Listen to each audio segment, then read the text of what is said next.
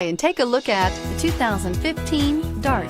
The Dodge Dart was introduced as a lower-priced, shorter wheelbase, full-size Dodge in 1960 and 1961, became a mid-size car for 1962, and finally was a compact from 1963 to 1976. Chrysler had previously applied the Dart name to a Ghia-built show car in 1956 and is priced below $15,000. This vehicle has less than 40,000 miles. Here are some of this vehicle's great options: traction control, air conditioning, leather-wrapped steering wheel, dual airbags, power steering, four-wheel disc brakes, rear window defroster, power windows, electronic stability control, CD player.